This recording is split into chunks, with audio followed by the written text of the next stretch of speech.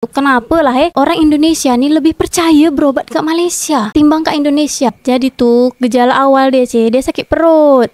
Pas sakit perut tuh dibawalah ke rumah sakit ke Indonesia kan.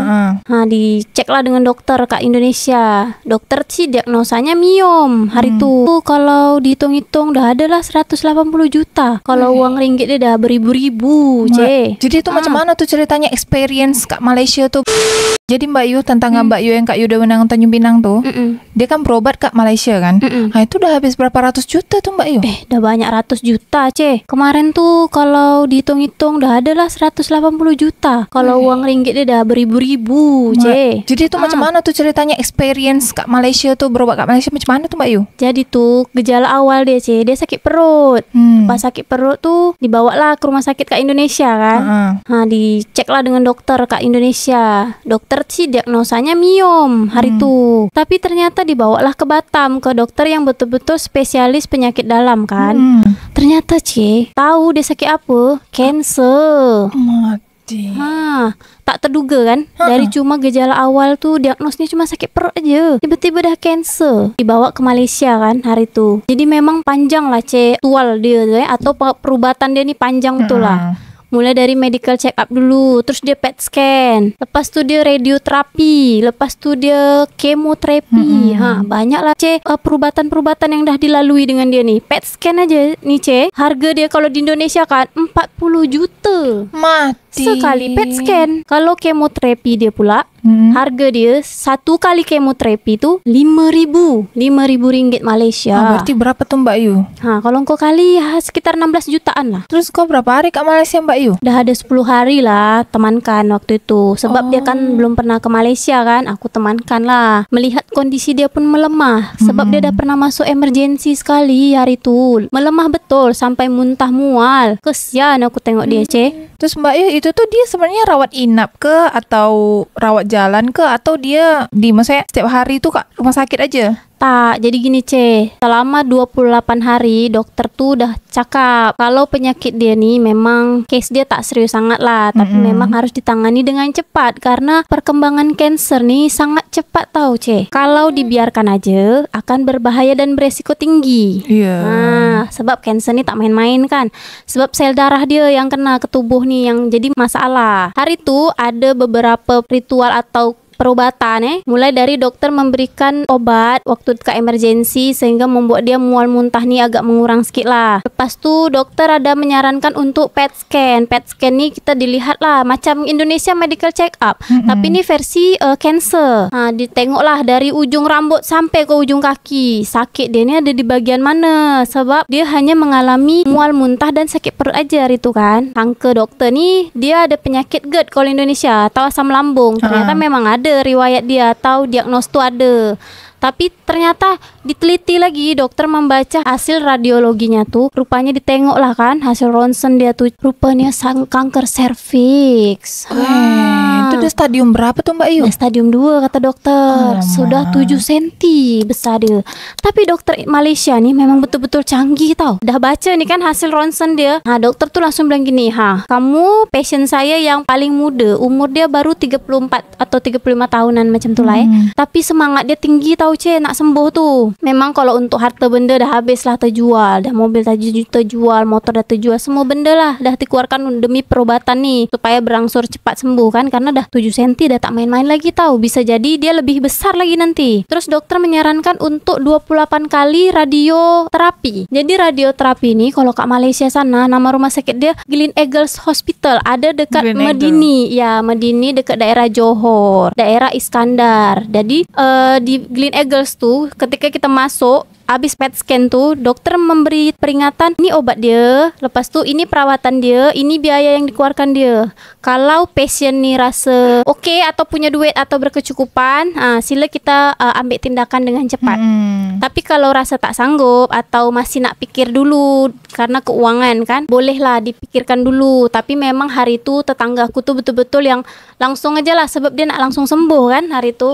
Langsung lah habis PET scan, radioterapi selama 28 kali, terus langsung kemoterapi nih pun Kak Malaysia alat dia canggih-canggih, memang sih. Betul-betul yang hanya 40 menit saja radioterapinya tuh. Kalau kemo dia memang 4 jam lah sebab ada masukkan air. Kalau orang Indonesia bilangnya infus, kalau Kak Malaysia bilangnya air. Berarti kemoterapi itu terapi bukan olahraga, terapi kayak macam kita kan terapi dipegang-pegang atau macam-macam. Jadi tuh disuntik, kalau dia dibilangnya injek air, disuntik, lepas tuh dimasukkan cairan atau infus, atau kalau Malaysia bilangnya air.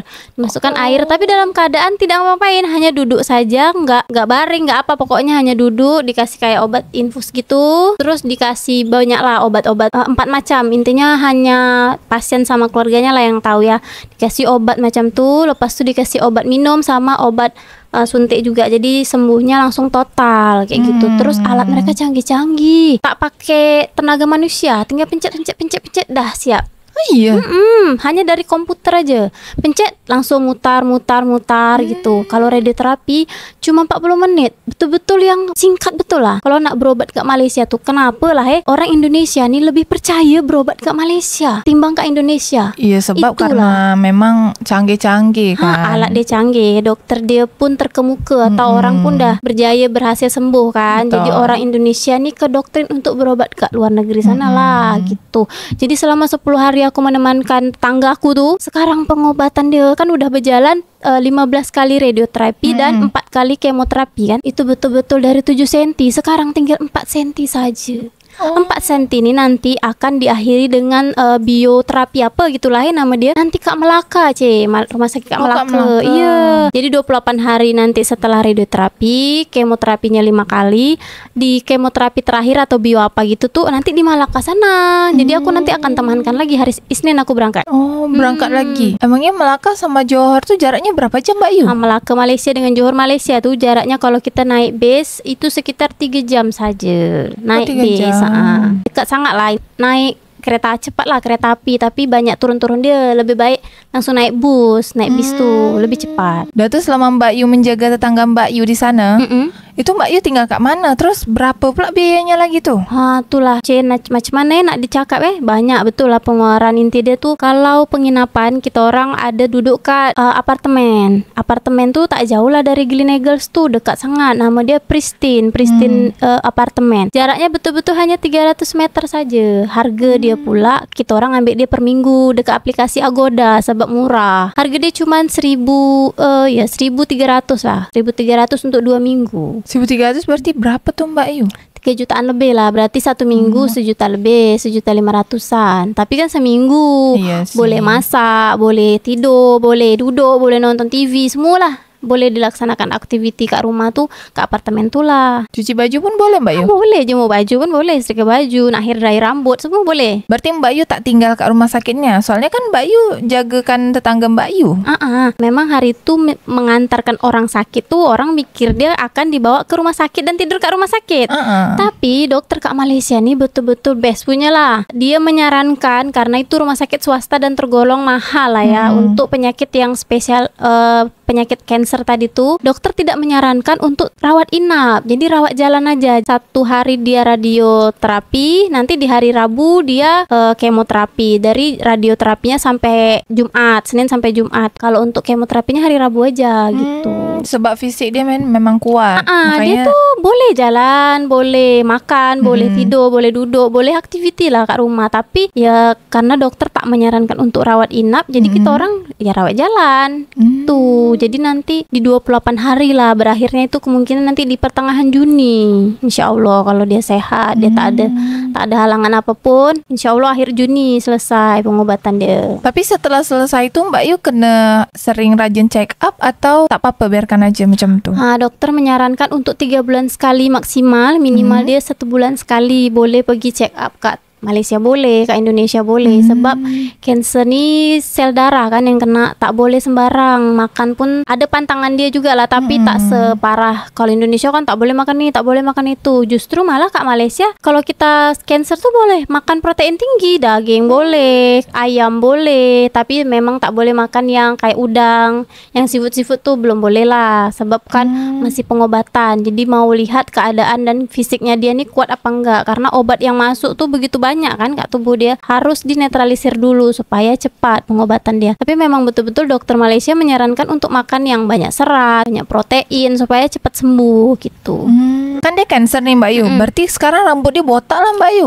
Tak, jadi tuh kanser tuh ada 2 macam pula kata dokter nih.